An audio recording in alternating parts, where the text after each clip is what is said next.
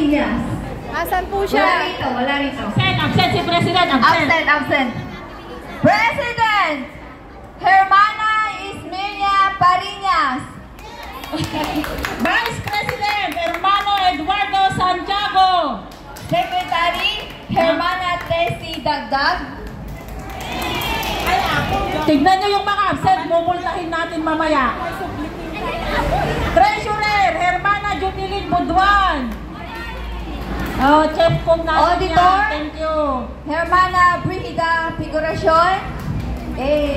PRO Hermana Josie Ganuelas.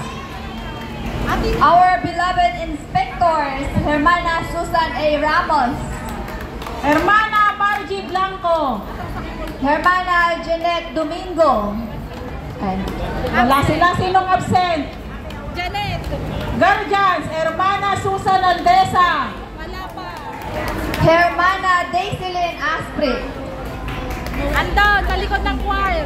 Wala. Andon. Nasa CR. Ay, Present siya. Andon. Okay. Nasaan ang mga grupo ng Aberdeen Group? Asan ang Admiralty Group? Ay. Botanical Garden. Braemar Hill.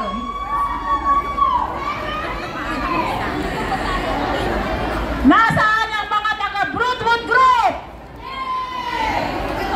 Kane Road. Hep sa mga Causeway Bay Group. Buhay na buhay. Ang dami naman nila. Magmumo. Ay, hindi patatalo ang mga nasa Fenwick Group.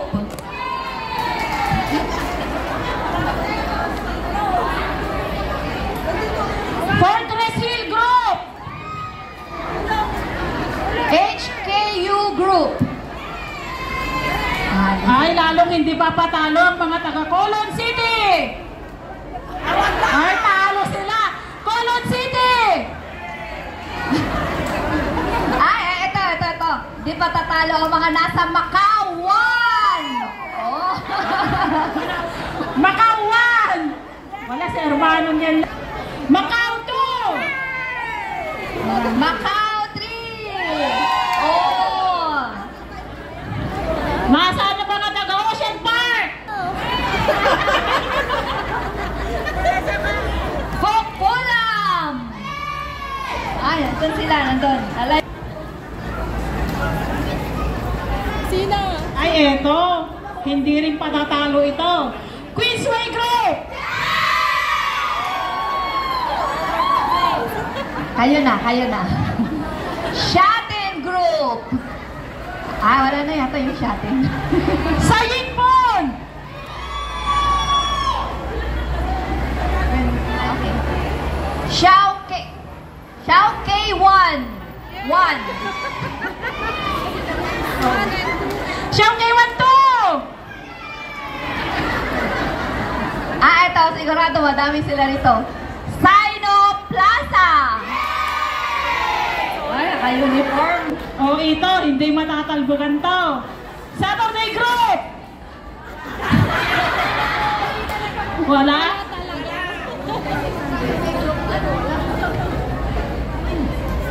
Shungwan Group. Eto, hindi rin patatalo. Tokwawan. Awan. The last but not the least, Tinhao Group. Okay. Pupunta na po tayo sa part 2 ng ating proper program sa hapong ito.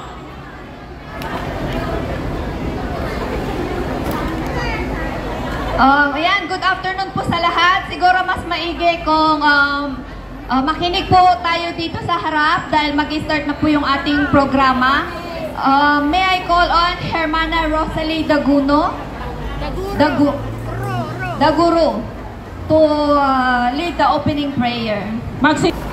Ama namin mapagmahal, narito po kami mga anak mong patuloy na nagpapasalamat at nagpupuri sa dakilang pag-ibig mo. Naway linisin mo ang aming puso at patawarin ang mga nagawa namin na hindi kalugod-lugod sa iyong harapan. Kami po ay nagpapasalamat sa iyo, Diyos, at narating namin itong ika-23 years anniversary sa araw na ito. Dalangin namin na patuloy mong gabayan at basbasan ang pagsasamahan namin bilang isang magkakapatid sa isang pananampalataya Bautista Christianity Filipinas Incorporated. Gayon din, Ama, na nagpapasalamat din kami sa mga kapatiran namin, lalong-lalo na yung mga leaders na namumuno sa aming mga luluyan. Kami po ay nagpapasalamat to Diyos dahil binigyan mo sila ng lakas at lahat ng mga kapatid namin na ibinigay ang kanilang kamay upang may sagawa namin itong programang ito na matiwasay. At lalong-lalo na nagpapasalamat kami, O Diyos, sa weather na ibinigay mo sa amin. Naway manatili po yung paggabay mo ng bawat isa po sa amin, O Diyos. Panalangin namin sa mga oras na ito na kami po ay kapit-bisig na hawak kamay upang aming ibigay ang aming mga kasarilinan bilang isang na gumagawa ng iyong kagustuhan, Panginoon, at naway patuloy mo kaming gabayan hanggang matapos po ang aming mga programa. Marami po kaming idadaing sa iyo, Lord, pero alam mo po ang hangad ng bawat puso ng bawat isa po sa amin. Ito po ang dalangin namin sa ngalan ng aming Panginoong Jesucristo. Amen. Amen. Kung wala kayo, walang ganitong masayang pagtitipon sa atin ngayon. Ito ay ang mensahe kong ito una ay dedicated po kay Tatang. Kilala niyo si Tatang? O hindi niyo nakilala si Tatang, Marami na kasing newcomer. Si Hermano Robert Orden, mga kapatid, siya ang tinatawag nating Tatang ng Hong Kong chapter. Ang Hong Kong UECFI ay noong 1977,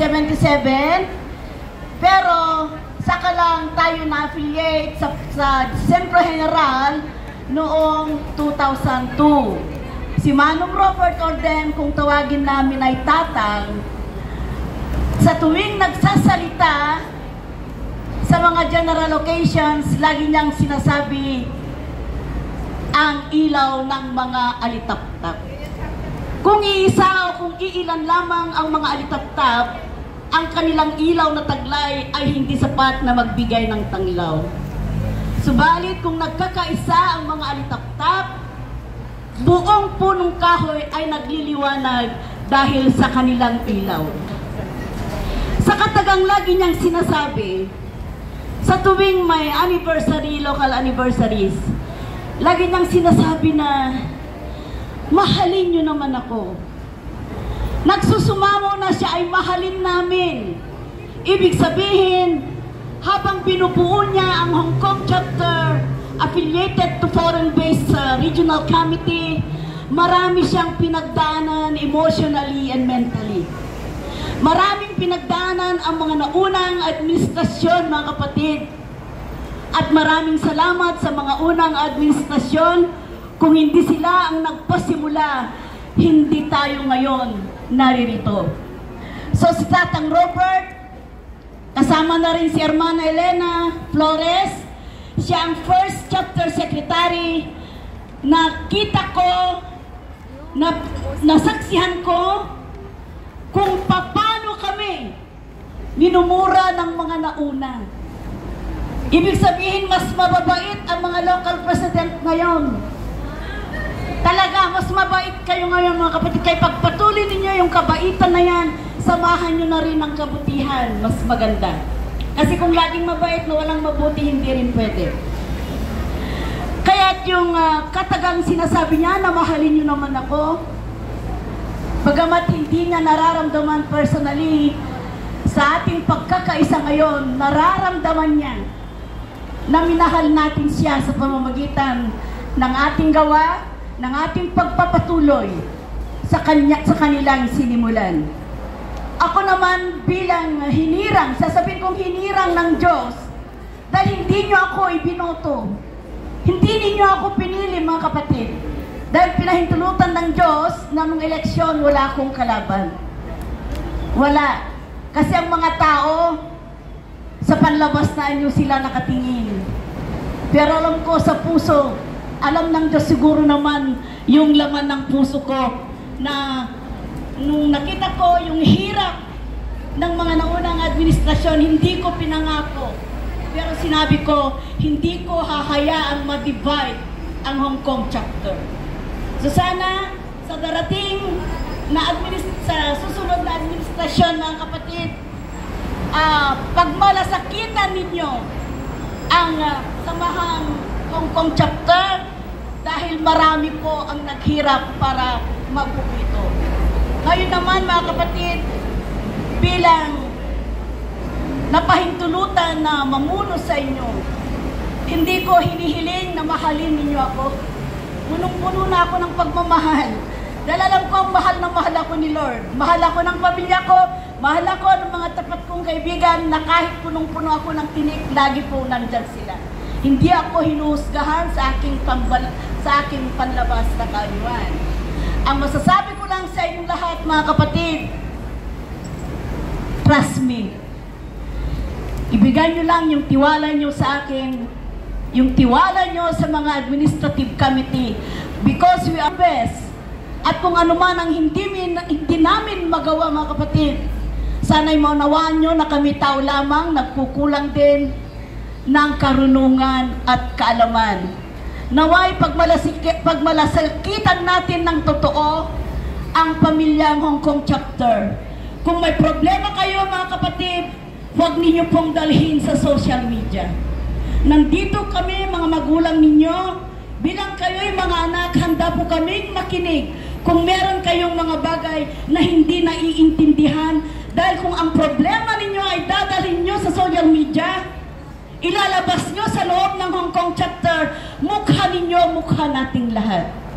Sana'y maging tapat tayo. Kapag sinabi nating maging tapat, maging sincere tayo sa ating samahang Hong Kong and Macau chapter, naway puro magaganda po ang ating ipaparating sa labas.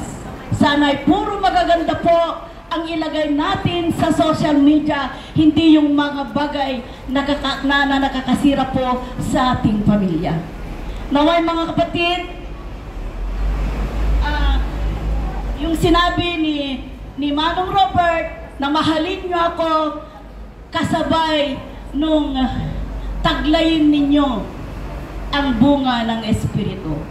Ako naman, bilang pakiusap ko sa inyo, trust me, magtiwala kayo sa administrative committee, hindi namin po kayo ipapahamak, kundi pagsisikapan namin na maging masaya, buo, at maganda ang samahang Hong Kong and Macau chapter at kasabay at kalakip ng sinasabi kong magtiwala kayo sa akin at 10 ng aking mga kasama, isuot din natin ang baluti ng ating Panginoon upang pag dumating yung mga mabibigat na pagsubok sa ating buhay, nananatili tayong matatag at matibay.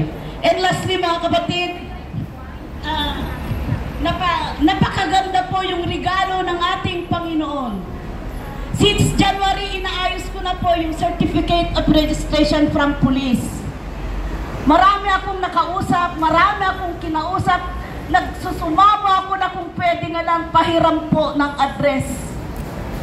Hanggat sabi ko, hopeless na, sabi ko may plan B. Pwede naman siguro na kahit hindi na kami marehistro, kakausapin ko yung head ng Cultural Center, pwede naman siguro na wala ng registration of certificate kasi talagang walang pag-asa. And then one night, sabi ng kapatid natin, kinumusta niya kung kailangan ko pa ng address. Sabi ko, naghihintay lang ako ng go signal. Yung pagsasalita namin yun, naramdaman ko na yung kapatid natin yun, ang ginamit ng Panginoon. Pag sinabi natin, Lord, I am doing my best, so please do the rest for me dahil hindi ko na po kaya. Di ko na po kaya, ginawa ko na pong lahat. Ikaw na po ang kumilos. Kaya ang Diyos na ang kumilos, mga kapatid. Yung kapatid natin, hanggat wala siyang go signal, hindi ko po sasabihin ang kanyang pangalan. Kung sino man na nakakaalam, hintayin po natin ang kanyang go signal na ipaalam sa inyong lahat ang kanyang pangalan. So, ito po ang ating regalo ng Panginoon, ang ating police certificate registration. Hindi po kailangan ng show money. Wala pong kailangan na pera. Involved in securing certificate of registration, sabi po ng police. Meron na rin po tayong leisure and cultural permit using public parks. Pero meron po, yan ay galing din po sa hirap ng ating kapatid na Elena Flores under the administration of Tatang Orden. Dahil ang sabi sa sulat, hindi natin kinakyu ang leisure and cultural permit using public market unless, mga kapatid, no liquor involved. Yeah. No gambling involved. Ang sabi ko, nagsasayawan lang po kami after prayer meeting and Bible sharing. We're just doing our exercise, singing and dancing, no liquor, no gambling. Malaki po ang penalty naka-charge sa akin at sa society's address owner po natin. Magbabayad po kami ng 10,000. Imagine that, kakabsat, naapahanan namin ng jalong service ko, wala na. So magpakabait po tayo. Mga kapatid, pinapahintulutan tayong gumamit ang public parks, pero kapag may nauna na sa atin, tayo na po ang mag-giveaway.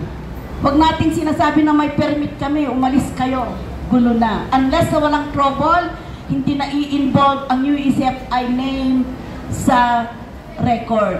Kaya pag-ingatan natin, inuulit ko, no liquor involved, no gambling, kahit naglalaro lang kayo ng tong-it na libangan lang, huwag na huwag ninyong gagawin kung saan kayo nagkakatipon-tipon, mga kapatid. Walang nakikipag-agawan ng venue, agahan kung 6 o'clock pa lamang nakatent na yung mga outsider, 5:30 nandito na kayo sa mga grupo kung saan kayo gumaganap ng session, mga kapatid. Sabay-sabay natin sabihin, mga kapatid, thank you, Lord! Thank you! Maraming salamat, mga kapatid ko, dahil ito ay talaga the greatest gift na binigay sa atin ng Panginoon. Registration lang. Hindi na ulit, one time lang. Ang kailangan lang sa next administration, kailangan lang yung constant report, changing of the principal bearer, changing of the address, yun lang ang i-report natin sa police. Minsan lang na kailangan nila yung certificate natin. So maraming salamat, mga bisitang galing sa Pilipinas. Inuulit ko, ang mga taga Macau ay kasama natin sa isang tahanan, hindi po kayo bisita. Palakpakan po natin ang buong Hong Kong chapter. Mabuhay po tayong lahat. Mabuhay ang Hong Kong chapter! Buhay! Thank you very much, Hermana President, for the nakakatats na mensahe at regalo na ipinaabot mo sa kaorasang ito.